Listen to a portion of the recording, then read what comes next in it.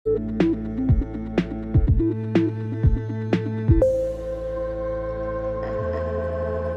Everyone, आज के class का जो टॉपिक ऑफ डिस्कशन है वो है RC integrator. Last video lecture में मैंने आप लोगों को आरसी डिफरेंशिएटर पढ़ाया था।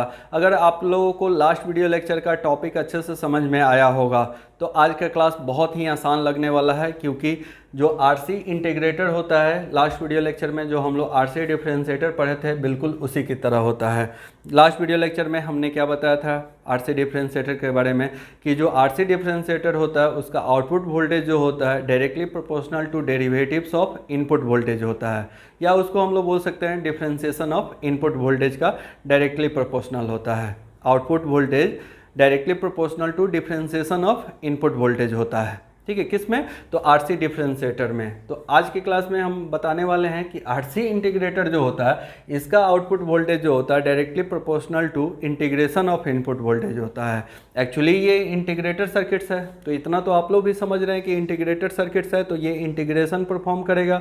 जैसे लास्ट वीडियो लेक्चर में हम लोग डिफरेंशिएटर पढ़े थे, तो डिफरेंशिएटर क्या करता है? डिफरेंशिएशन परफॉर्म करता है। इंटीग्रेशन और डिफरेंशिएशन एक मैथमेटिकल ऑपरेशन है, तो डिफरेंशिएटर सर्किट डिफरेंशिएशन परफॉर्म करता है और इंटीग्रेटर सर्किट इंटीग्रेशन परफॉर्म करता है। इसको जो भी इनपुट सिग्नल दीजिएगा उसको ये क्या कर देगा? इंटीग्रेट कर देगा।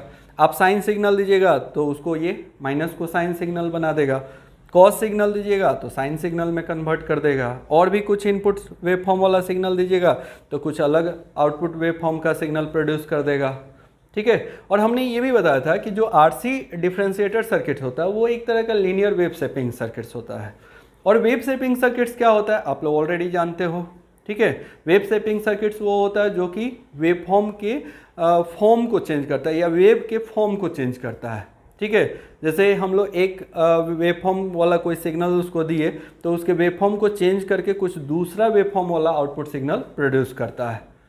क्लियर है? वैसे ही आज हम लोग आरसी इंटीग्रेटर जो पढ़ रहे हैं ये आरसी इंटीग्रेटर भी एक वेव शेपिंग सर्किट्स है।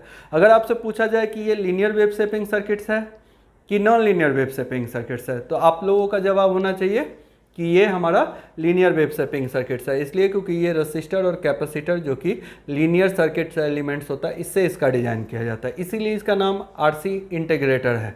तो ये आर और सी जो होते हैं लीनियर नेचर के होते हैं और इनसे चूंकि इंटीग्रेटर का डिजाइन किया गया है तो ये लीनियर वेव शेपिंग सर्किट है। तो ये इंटीग्रेशन के साथ साथ वेव शेपिंग का भी काम करता है, दोनों एक ही चीज़ है। ठीक है, बट हम लोग ऐसे समझने के लिए बात कर रहे हैं कि ये इंटीग्रेशन के साथ साथ क्या कर रहा है? वेव शेपिंग को भी परफॉर्म करता है। जब तक इंटीग्रेशन नहीं होगा तब तक वेव फॉर्म तो चेंज होगा नहीं।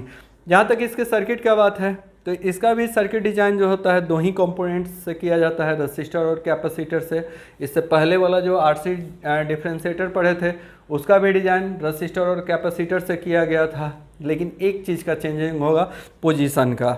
आप लोग लास्ट वीडियो लेक्चर में जो टॉपिक पढ़े थे डिफरेंशिएटर उससे इसका सर्किट को कंपेयर करोगे तो डिफरेंशिएटर में कैपेसिटर रजिस्टर के जगह पे कनेक्टेड था और कैपेसिटर के जगह पे रजिस्टर कनेक्टेड था। सबसे इम्पॉर्टेंट था कि आउटपुट किसके अक्रॉस लिया जाएगा, तो डिफरेंशिएटर में हमने बताया था कि रजिस्टर के अक्रॉस आउटपुट लिया जाता है, तो रजिस्टर को यहाँ कनेक्ट कर दिए थे।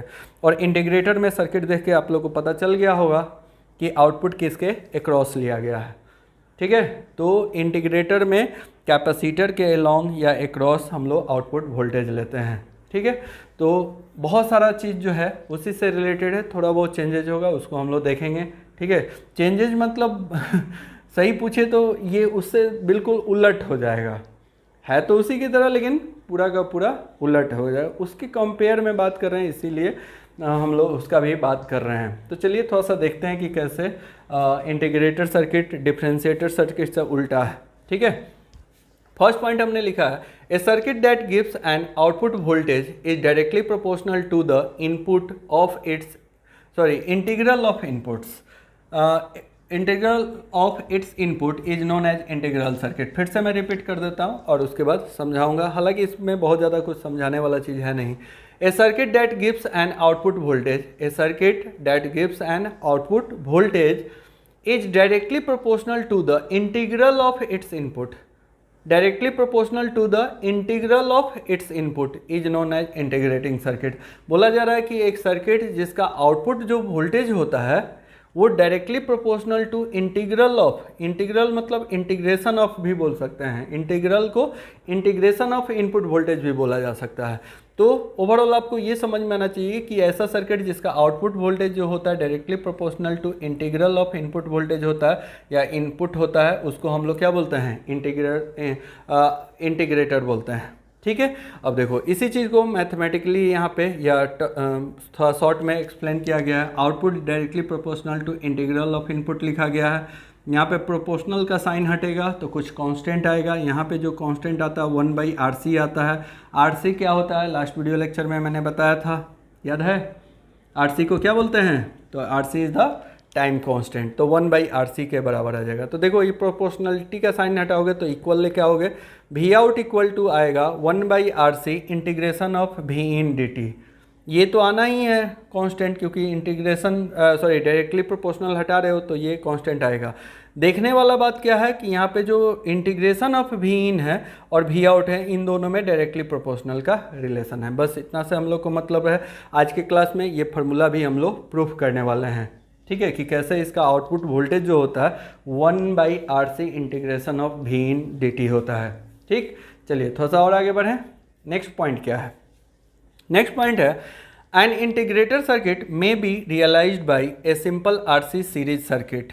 बोला जा रहा है कि जो इंटीग्रेटेड सर्किट्स होता है उसको रियलाइज किया जाता है सिंपल RC सीरीज सर्किट से। RC सीरीज सर्किट बोलने का मतलब है रजिस्टर कैपेसिटर को सीरीज में कनेक्ट करके एक सर्किट को बनाया गया है, वही हमारा RC इंटीग्रेटेड सर्किट्स होता है। Output is taken across the capacitor C, जिसमें आउटपुट जो होता है कैपेसिटर C के अक्रॉस लिया जाता है। आप चाहो तो इस पॉइंट के बाद भी ये फिगर बना सकते हो, नहीं तो लास्ट में भी बनाओगे तो दिक्कत नहीं है, लेकिन फिगर बनाना है। ठीक है, the output voltage across capacitor C will be the integral of the input voltage. ये क्या बोल रहा है? The output voltage across capacitor C, across capacitor C जो आउटपुट वोल्टेज होगा वो will be integral of input voltage. Capacitor के across जो आउटपुट वोल्टेज होगा will be equal to integral of input voltage, मतलब इंटीग्रल ऑफ इनपुट वोल्टेज, समझ गए? ठीक है, समझ ही गए होगे। यहाँ पे ये इनपुट वोल्टेज होगा। नेक्स्ट पॉइंट क्या है? It is important to note that merely an RC series circuit will not provide voltage across capacitor C as an integral of input. ये बात हम लोग RC सर्किट में, RC डिफरेंशिएटर में भी किए थे। सिर्फ रजिस्टर और कैपेसिटर को सीरीज में कनेक्ट कर देने से वहाँ पे हमने बताया था कि डिफरेंशिएटर सर्किट नहीं बनेगा। उसका कुछ टर्म्स एंड कंडीशन है जो कि सर्किट के पैरामीटर पे या कह सकते हो वैल्यू पे डिपेंड करता है। वैसे ही अभी हम लोग जो इंटीग्रेटेड सर्किट पढ़ रहे हैं इसमें भी यही चीज़ अभी डिस्कस करने वाले हैं कि सिर्फ रजिस्टर को और कैपेसिटर को आप सीरीज में जोड़ दीजिएगा तो बस उतना से काम नहीं चलेगा। कुछ टर्म्स एंड कंडीशन है उसको फॉलो करना पड़ेगा। अगर सर्किट हमारा उस टर्म्स एंड कंडीशन को फॉलो करेगा तभी ये हमारा डिफरेंशिएटर बनेगा। ये जो सीरीज RC सर्किट बना है ये तभी इंटीग्रेटर बनेगा जब कुछ टर्म्स एंड कंडीशन को फॉलो करेगा।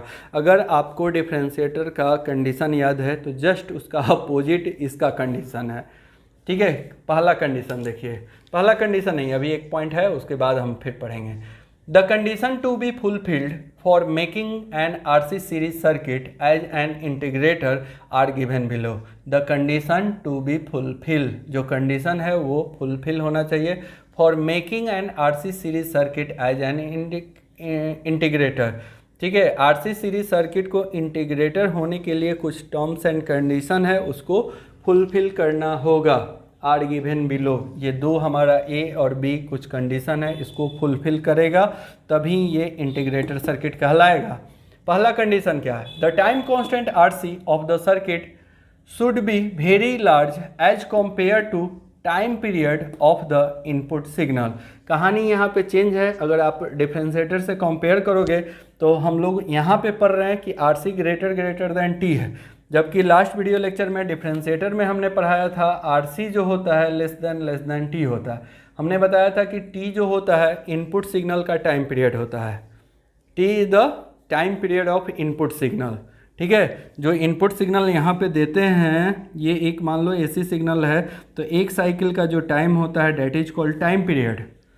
ठीक है, यहाँ पे इंटीग्रेटर के लिए क्या कंडीशन है, आरसी का जो वैल्यू है रजिस्टर और कैपेसिटर का जो मल्टीप्लिकेशन होता है that is called tau, this is the time constant, इसको यहाँ पे लिख देते हैं, and that should be greater than capital T, where capital T is the time period of one cycle of input signal and tau is the time constant. Tau is equal to product of R and C. अंग्रेजी को ज़्यादा बोल रहे हैं क्या? बड़ा मज़ा आता है यार अंग्रेजी बोलने में, तुम लोग भी कोशिश करना है ना, फील आता है। हम जब अंग्रेजी में बोल के कोई क्लास लेते हैं ना तो हमको लगता है यार इंजीनियर लोग को पढ़ा रहे हैं, मतलब ऐसा नहीं है मतलब ऐसा ही बोल दिया, ठीक है, दिल पे मत ले लेना, तुम लोग भी इंजीनियर हो यार। हम तो कोई भी स्टूडेंट को ना, फर्स्ट ईयर के स्टूडेंट को जब हम पढ़ाते हैं, ओबियसली आप लोग में से बहुत लोगों को पढ़ाए भी होंगे, हम किसी को first year student, diploma student के नज़र से देखते ही नहीं है। मेरा देखने का नज़रिया ही अलग है। हम सब समझते हैं कि ये सब इसरो और DRDO का इंजीनियर बैठा हुआ है, ठीक है, फ्यूचर का सब इंजीनियर है सब, और हम चाहते भी कि सब लड़का सब जाए बढ़िया बढ़िया कंपनी में गवर्नमेंट जॉब करे, फ़ोन करे, हाँ सर इसरो में है, सर DRDO में है, ठीक है, तब जाके हम लोग को जो खुशी मिलता है ना यार, उस खुशी का कोई मतलब हिसाब ही नहीं है और उसका कोई कॉस्ट नहीं है। 56 इंच का छाती हो जाता है, आपसे कोई हमको फ़ायदा नहीं है। कोई भी स्टूडेंट कितना उसको सैलरी मिल रहा है थोड़ी हम लोग को दे देगा, लेकिन पता नहीं क्या स्टूडेंट और टीचर का रिलेशन है, ऊपर वाले का ही बनाया हुआ है ये सब रिलेशन होता है ना, और बहुत सदियों से चला आ रहा है, तो बड़ा अच्छा सा रिलेशन होता है, ठीक है, तो बड़ा खुशी मिलता है यार।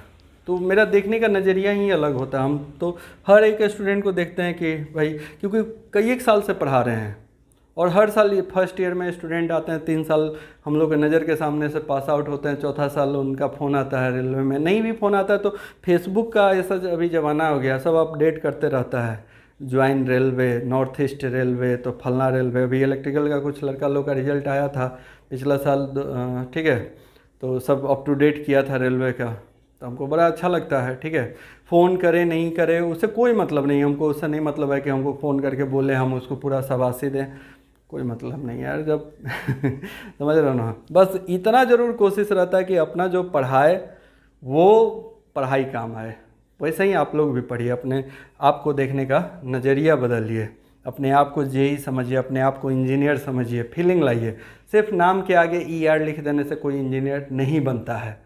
इंजीनियर यहाँ से बनता है आदमी, पहले दिमाग से इंजीनियर बनता है, पहले दिमाग से जेई बनता है आदमी, ठीक है। पहले यहीं से बन जाइए कि हम इसरो के जेई हैं, भले आप फर्स्ट ईयर के स्टूडेंट है, सेकेंड ईयर के स्टूडेंट है, थर्ड ईयर के स्टूडेंट है, पहले यहाँ से जेई बनिए, तब जाके वहाँ जेई बनिएगा, ठीक है। पहला रिजल्ट यहाँ आता है, यहाँ का रिजल्ट होता है, उसके बाद वहाँ का रिजल्ट।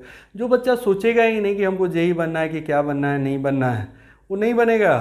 3 साल बाद पास आउट होने के बाद सोचेगा कि जेई बनेंगे। जो फर्स्ट ईयर में जिसको सोचवाए हैं वो क्या बैठा हुआ है, वो उसी दिन से लगा हुआ है, ठीक है।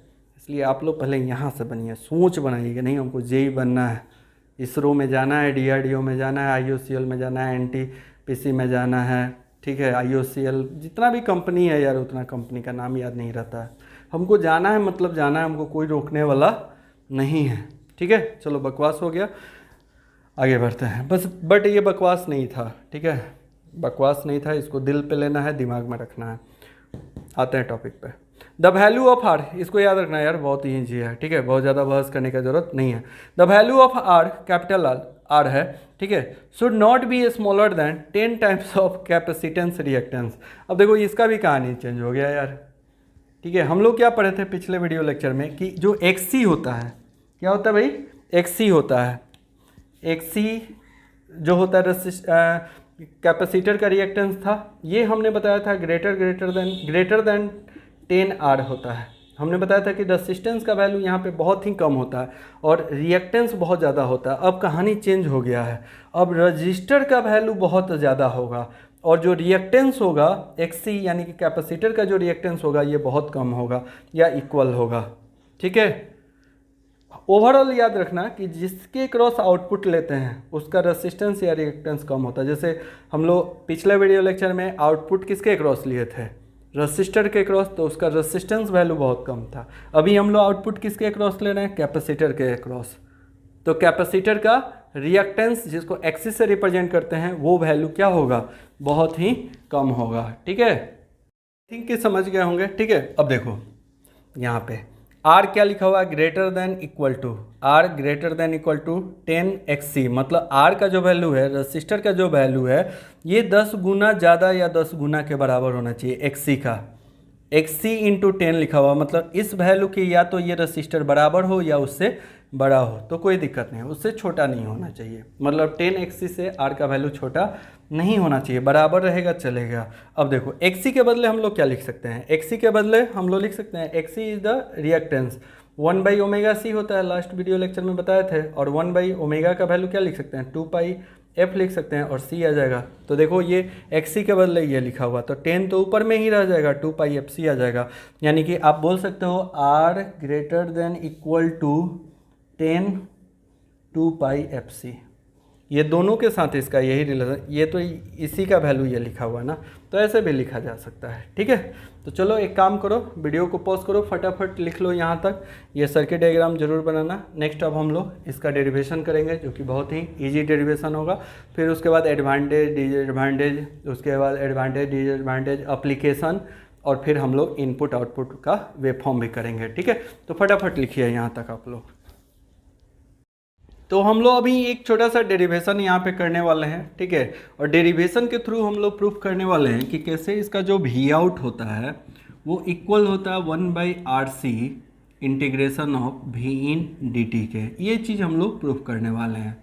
आपका जो सर्किट्स है यहाँ पे हम बना लेते हैं समझने के लिए, आप लोगों को बार बार सर्किट बनाने का ज़रूरत नहीं है। ये हमारा कैपेसिटर, ये रजिस्टर हो गया, ये इनपुट वोल्टेज हो गया, और ये हो गया आउटपुट वोल्टेज, ठीक है।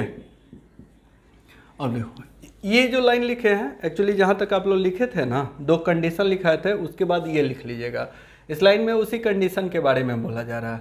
When the given RC circuit fulfil the above condition, जो दो कंडीशन ए और बी पढ़े थे, अगर वो कंडीशन को हमारा आरसी सर्किट फुलफिल करेगा, then the voltage appearing across capacitor C will be integral of input, तब हमारा जो आउटपुट वोल्टेज होगा कैपेसिटर सी के क्रॉस वो इंटीग्रल ऑफ इनपुट वोल्टेज होगा। कब? जब ए और बी दोनों कंडीशन को फुलफिल करेगा, ठीक है। तो ये लाइन उसी से रिलेटेड है। चलिए अब हम लोग डेरिवेशन की तरफ मूव करेंगे, जहाँ पे हम लोगों को प्रूफ करना है कि V out equal to 1/RC V in D T कैसे, integration of V in D T कैसे होता है, ठीक है। तो आप लोगों को यहाँ पे थोड़ा सा समझना पड़ेगा। अभी हम लोगों ने कंडीशन क्या पढ़ा था कि जो रजिस्टर आर होता है, इसका जो वैल्यू होता है ये ग्रेटर दैन 10XC होता है, यानी कि अगर कंपेयर किया जाए आर का, तो आर का वैल्यू ग्रेटर देन XC है, ठीक है। 10XC से भी ये बड़ा है, तो सोचो कि ये सिंपली XC से कंपेयर किया जाए तो कितना बड़ा होगा, बहुत ज़्यादा होगा ना। जैसे मान लो किसी के पास 100 रुपया है और किसी के पास 1 करोड़ रुपया है, अब कहोगे कि 2-3 दिन से सरदम 1 करोड़ के पीछे पड़े हुए हैं, ठीक है, मान लो, समझने के लिए भी बता रहे हैं। अब अगर इसके 100 रुपया को 10 गुना बढ़ा दिया जाए, तब भी ये कितना ज़्यादा होगा, बोलो, 1,000 होगा ना। और ये 1 करोड़ है, तो यार ये 1,000 से भी बहुत ज़्यादा होगा। अगर 1,000 से कंपेयर कर रहे हैं तो 1,000 के कंपेयर में ये बहुत ज़्यादा है, और उसके जगह पर अगर 10 से 100 से कंपेयर करें तो पता नहीं कितना ज़्यादा होगा, है ना। वही कहानी यहाँ पे है। तो एक चीज़ यहाँ पे समझने वाला है कि जब R का वैल्यू XC से, यानी कि इसका जो रिएक्टेंस है इसको हम लोग XC बोलते हैं, अगर XC से बहुत ज़्यादा इसका रेसिस्टेंस का वैल्यू है, तो यहाँ पे जो V in होगा, let V in equal to हो जाएगा VR, मतलब ये जो इनपुट वोल्टेज है इसके क्रॉस जो VR होगा उसी के बराबर होगा। अब कहोगे क्यों? देखो, हमने लास्ट वीडियो लेक्चर में आप लोगों को KVL का कंडीशन बताया था। KVL इक्वेशन बताता है कि जो सप्लाई वोल्टेज होता है वो सर्किट के अंदर में सम ऑफ ड्रॉप इन वोल्टेज के बराबर होता है। बाहर से जितना वोल्टेज भेजा गया, सर्किट के जितने भी एलिमेंट्स है सब मिलकर उस वोल्टेज को ड्रॉप कर देते हैं, तभी वो सर्किट बैलेंस होता है। जैसे यहाँ पे V in वोल्टेज दिया गया, तो जितना वोल्टेज यहाँ से दिया गया उतना वोल्टेज R और कैपेसिटर को मिल के क्या कर देना है, ड्रॉप कर देना है, ठीक है। हम आप लोगों को थर्ड सेमेस्टर में भी जो लोग हमसे पढ़े होंगे उन लोगों को वोल्टेज वगैरह का कहानी बताए थे। KVL वगैरह भी मेरा पढ़ाया हुआ है बेसिक इलेक्ट्रॉनिक्स में, तो मेरा बताया हुआ था कि KVL क्या बताता है कि जितना हम वहाँ पे एग्जांपल भी देते थे कि जैसे मान लो किसी को 100 रुपया मिला, मतलब पापा ये हैं 100 रुपया कमा के लाए, उनका 2 बेटा हैं, ठीक है। तो दोनों बेटा का काम है वो 100 रुपया को क्या कर देना, खर्च कर देना। तो अगर दोनों का रेसिस्टेंस बराबर होगा तो 50-50 रुपया खर्च करेगा। अगर रेसिस्टेंस इसका ज़्यादा होगा तो ये ज़्यादा खर्चा करेगा, मतलब इसका रेसिस्टेंस का वैल्यू मान लो बहुत ज़्यादा होगा, तो ये 100 रुपया में से 90 रुपया ये खर्च करेगा और ये 10 रुपया खर्च करेगा। लेकिन 90 और 10 मिलके कितना हुआ, 100 ही रुपया, क्योंकि घर में तो 100 ही रुपया कमाई आ रहा है, तो जितना कमाई होगा उतना ही खर्च होगा ना। ठीक है, बात को समझिएगा। अब देखिए यहाँ पे भी कंडीशन यही है, यहाँ से जो सप्लाई वोल्टेज भेजा जा रहा है इसका रेसिस्टेंस वैल्यू बहुत ज़्यादा है, तो पता चला 100 रुपया में अकेले ये 99 रुपया खर्च कर दिया, तो ये कितना करेगा, 1 रुपया। अगर इसको इग्नोर कर देते हैं ऑलमोस्ट ये दोनों बराबर हो जाएगा, 100 रुपया और 99 रुपया ऑलमोस्ट बराबर हो गया, जितना इनकमिंग उतना ही ड्रॉप इन हुआ। तो यहाँ पे भी in equal to V R लिख सकते हैं, क्योंकि इसका रेसिस्टेंस बहुत ज़्यादा है एक्सी से। इसलिए पिछला वीडियो लेक्चर में देखिएगा तो एक्सी का वैल्यू बहुत ज़्यादा था, तो रेसिस्टेंस के क्रॉस जो वोल्टेज ड्रॉप हुआ था उसको हम लोग 0 ले लिए थे। काहे भाई, तो यहाँ पे हम बिकॉज में भी लिख देते हैं, कारण लिख देते हैं, because R greater than equal to 10 XC है, इसलिए हम लोग भी in equal to V R लिखेंगे। ठीक है, अब देखो उसके बाद अब हम लोग बात करेंगे इसमें करंट कितना फ्लो होगा। यहाँ पे आई लिख लीजिएगा, अगर आप सर्किट बनाए होंगे तो यहाँ पे आई लिख लीजिएगा आप लोग। तो आई का value current in the circuit हम लोग लिख सकते हैं, the value of current, the value of current I is, क्या लिख सकते हैं, that is I equal to हम लोग लिख सकते हैं क्या, वी आर बटा आर, वोल्टेज बटा रेसिस्टेंस। वोल्टेज इसके अक्रॉस कितना है, वी आर है, डिवाइडेड बाई रेसिस्टेंस करेंगे तो करंट आ जाएगा, क्योंकि इसके रेसिस्टेंस को तो हम लोग नेगलेक्ट कर दिए हैं, और वी आर के बदले भी इन लिख सकते हैं, वी आर इक्वल टू भी इन अभी जस्ट पढ़े हैं, तो इसको भी इन बटा आर लिख देंगे। ठीक है, इसको यहीं पे छोड़ देंगे। अब हम लोग बात करने वाले हैं, ये तो करंट की बात हो गई। ठीक है, अब हमारा ये कैपेसिटर में चार्ज कितना होगा। ठीक है, कैपेसिटर में चार्ज कितना होगा, तो हम लोग लिखेंगे the charge on capacitor, the charge on capacitor at any instant. ठीक है, एट एनी इंस्टेंट, थोड़ा सा समझिएगा।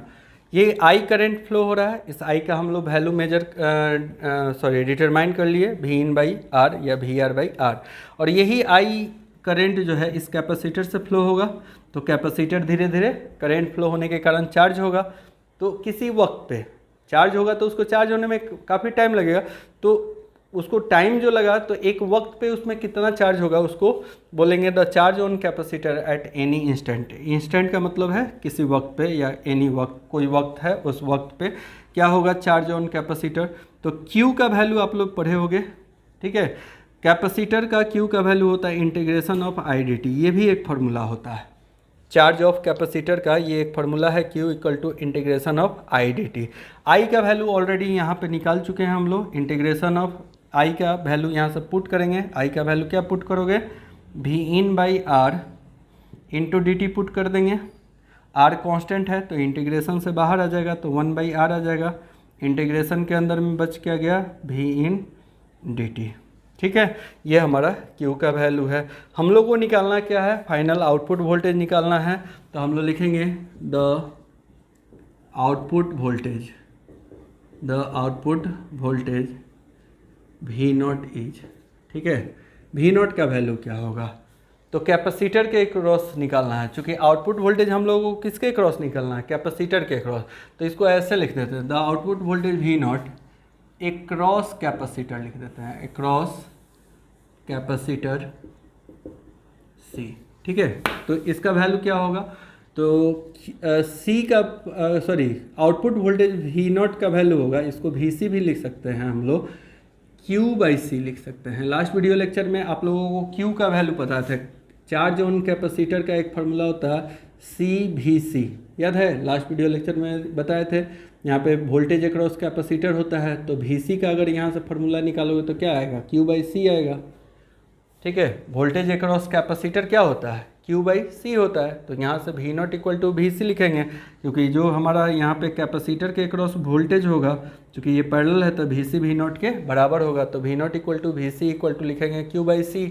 Q का वैल्यू हम लोग ऑलरेडी निकाल चुके हैं, कितना निकाले हैं भाई, तो Q का वैल्यू है 1 बाई आर देखोगे, और integration of V in D T है, और डिवाइडेड बाई यहाँ पे तो C लिखेंगे, ये तो अभी हम लोग किसका वैल्यू लिखे हैं, ये इतना वैल्यू हमारा क्यू का है जो कि यहाँ से लिखे हैं, ठीक है, बटा सी। अब इसको और सॉल्व फॉर्म में लिखोगे तो 1/c को इसके साथ लिखेंगे तो RC हो जाएगा और इंटीग्रेशन आ जाएगा V इन dt, ठीक है। ये किसका वैल्यू आ गया, तो V0 का। फाइनली हम लोगों को आउटपुट वोल्टेज आ गया। यही तो प्रूफ करना था, V out equal to 1/RC integration of V in dt। अगर इसके कांस्टेंट को जहाँ पे 1/RC जो होता है, where RC is a time constant, ये क्या है, टाइम कांस्टेंट है, और इसको हम लोग RC को क्या लिख सकते हैं, तो टाउ भी लिख सकते हैं।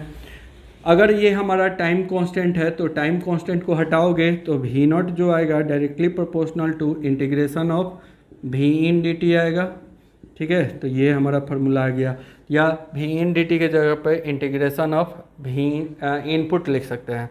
तो इस तरीके से हम लोगों ने ये फार्मूला डिराइव कर लिया। एक काम कीजिए, वीडियो को पॉज कीजिए, फटाफट यहाँ तक लिखिए, उसके बाद अब हम लोग थोड़ा सा एडवांटेज डिसएडवांटेज वगैरह देखेंगे।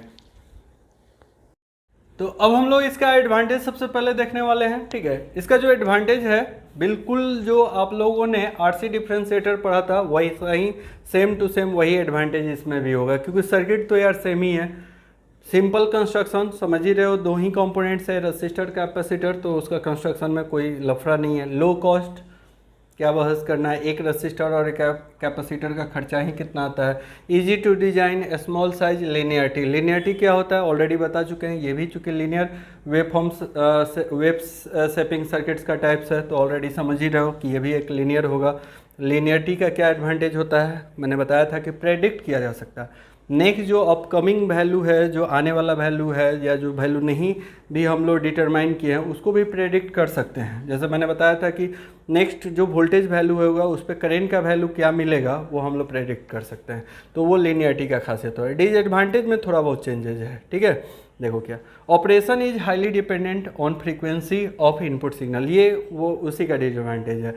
ऑपरेशन ऑफ हाईली डिपेंडेंट, इसका जो ऑपरेशन होता है ये भी फ्रीक्वेंसी पे डिपेंड करता है, क्योंकि इनपुट सिग्नल पे कंडीशन पे अप्लाई होता है। जैसे पहला कंडीशन अभी पढ़ाए थे उधर पहले, उसको देख लीजिएगा, कैपिटल T वाला जो टर्म था। Gain is less than 1, signal get attenuated, इसका भी जो गेन होता है 1 से कम होता है, इसलिए सिग्नल को एटूनुएट करता है। For proper operation the time constant has to be large, ये स्टेटमेंट चेंज है। डिफरेंशिएटर में हैज़ टू बी स्मॉल था, यहाँ पे जो टाइम कांस्टेंट है ये क्या होना चाहिए, RC का वैल्यू अभी जस्ट हम लोग कुछ देर पहले पढ़े हैं कि उसका वैल्यू क्या होना चाहिए, टाइम कांस्टेंट का वैल्यू ज़्यादा होना चाहिए। For proper operation the time constant has to be क्या होना चाहिए, लार्ज, पढ़े थे ना, RC greater than T। The proper operation the time constant has to be large, RC का वैल्यू T से ज़्यादा होना चाहिए। RC क्या है, तो टाइम कांस्टेंट टाउ होता है। तो ये एक डिसएडवांटेज है, मतलब टाइम कांस्टेंट का वैल्यू बहुत ज़्यादा और बहुत स्मॉल नहीं होना चाहिए। इसमें क्या है कि बहुत ज़्यादा चाहिए, और डिफरेंशिएटर में पढ़े थे कि बहुत स्मॉल चाहिए, तो दोनों में समस्या है। बहुत ज़्यादा स्मॉल होने के लिए स्मॉल वैल्यू का रेसिस्टर और कैपेसिटर ढूंढना पड़ेगा।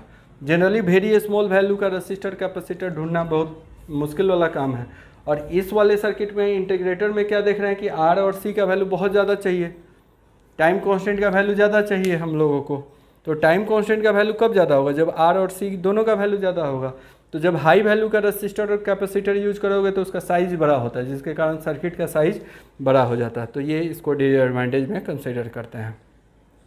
एप्लीकेशन में देख लेते हैं, ठीक है। एप्लीकेशन इसका क्या है, to generate sine signal from cosine signal, ठीक है। इसको हम लोग यूज करते हैं साइन सिग्नल से कोसाइन सिग्नल बनाने के लिए। यहाँ पे तो वेवफॉर्म हम नहीं बनाए हैं, आप ऐसे समझो ना, डिफरेंशिएटर है, अगर आप इंटीग्रेटर है, इंटीग्रेटर का हम लोग इनपुट वोल्टेज दे दिए ऐसा Vm दे दिए Vm cos ओमेगा t या Vm cos थीटा, ये हमारा इनपुट वोल्टेज है। अगर ये इंटीग्रेटर का इनपुट वोल्टेज है और आपसे पूछा जाए कि इसका आउटपुट वोल्टेज क्या होगा, तो कैसे निकालोगे, क्योंकि ये कोसाइन सिग्नल है। तो इसका आउटपुट वोल्टेज जो आएगा जब इसको इंटीग्रेट किया जाएगा तो ये Vm साइन थीटा आएगा, ठीक है, क्योंकि कॉस का इंटीग्रेशन क्या होता है, साइन होता है, एम्पलीट्यूड उतना ही रह जाएगा क्योंकि ये कांस्टेंट है। तो कॉस को इंटीग्रेट करोगे तो कॉस का इंटीग्रेशन साइन होता है, यानी कि ये कोसाइन सिग्नल को साइन सिग्नल में बदल देगा। यानी कि इनपुट सिग्नल देखो ये कोसाइन सिग्नल होता है, जीरो पे ही अपना मैक्सिमम वैल्यू देता है, this is the cosine signal, आप लोग को पता भी होगा। और ऐसा इनपुट सिग्नल दोगे तो ये आउटपुट सिग्नल कैसा प्रोड्यूस करेगा, ये आउटपुट सिग्नल ऐसा साइन सिग्नल में प्रोड्यूस करेगा, इसको साइन सिग्नल बोलते हैं। ठीक है, हम डिफरेंशिएटर में बताना भूल गए, डिफरेंशिएटर में भी मैथमेटिकल ऑपरेशन है, उसमें देख लोगे कि साइन सिग्नल दिया जाएगा तो माइनस कोसाइन प्रोड्यूस करेगा कि क्या करेगा, वो देख लेना अपने हिसाब से। ठीक है, साइन सिग्नल के केस में वो कोसाइन सिग्नल प्रोड्यूस करता है, और ये क्या कर रहा है, साइन सिग्नल प्रोड्यूस कर रहा है कोसाइन में, इसका जस्ट अपोजिट होता है। To generate sawtooth signal from rectangular signal, ये सॉटूथ सिग्नल प्रोड्यूस करेगा, ये हमारा सॉटूथ सिग्नल है, ये रेक्टेंगुलर सिग्नल है। जब रेक्टेंगुलर सिग्नल इनपुट में दोगे तो सॉटूथ आउटपुट सिग्नल में कन्वर्ट करेगा। तो आपको कभी मान लो सॉटूथ सिग्नल चाहिए तो आप रेक्टेंगुलर सिग्नल इनपुट में दे के सॉटूथ सिग्नल ऑब्टेन कर सकते हैं। To generate triangular signal from square wave signal, ये ट्रायंगुलर सिग्नल्स है, अगर इसको इनपुट में स्क्वायर सिग्नल दिया जाएगा इंटीग्रेटर का तो ट्रायंगुलर सिग्नल, ये बहुत बारी पूछा हुआ क्वेश्चन है, ये वाला पॉइंट जो है ना बहुत ही VVI है। To generate triangular signal from square signal, ये VVI है। ठीक है, साथ ही साथ इसको यूज किया जाता है हाई पास फिल्टर में। नहीं, एक मिनट, थोड़ा सा कन्फ्यूजन है, डिफरेंशिएटर का देख लेते हैं, उसका जस्ट अपोजिट होता है। ठीक है, इसका यूज किया जाता है लो पास फिल्टर में, तो यहाँ पे हम मेंशन कर दिए as a passive low pass filter, passive low pass filter में इसको यूज किया जाता है। ठीक है, ये कुछ इनपुट और आउटपुट का वेवफॉर्म हम बना दिए हैं, ये रेक्टेंगुलर सिग्नल का वेवफॉर्म है, इनपुट अगर रेक्टेंगुलर दोगे तो सॉटूथ, आउटपुट सिग्नल मिलेगा सॉटूथ के फॉर्म में। सॉटूथ क्या होता है, आरी का जो दांत होता है ना उसको सॉटूथ बोला जाता है, आरी का जो दांत होता है जिससे लकड़ी काटा जाता है। ठीक है, तो उसका जो दांत होता है ऐसा ही होता है, तो इसको दांत की तरह, आरी के दांत की तरह जो सिग्नल होता है उसी को सॉटूथ सिग्नल बोला जाता है। अच्छा, इंटीग्रेटर का जब इनपुट सिग्नल स्क्वायर वेव दोगे तो ये ट्रायंगुलर सिग्नल आउटपुट में प्रोड्यूस करेगा। ठीक है, साइन और कोसाइन का रिलेशन बता दिए, तो इसको भी बना लेना अच्छे से, इसको पढ़ लीजिए, प्रिपेयर कर लीजिए। ठीक है, ये सब क्वेश्चन जो है मे भी एग्जाम्स में आप लोग को पूछा जा सकता है। ठीक है, तो ये सब बहुत ही आसान सा टॉपिक है, ऐसा पूरा सब्जेक्ट ही आसान है ना, कोई वैसा भारी चीज़ नहीं है।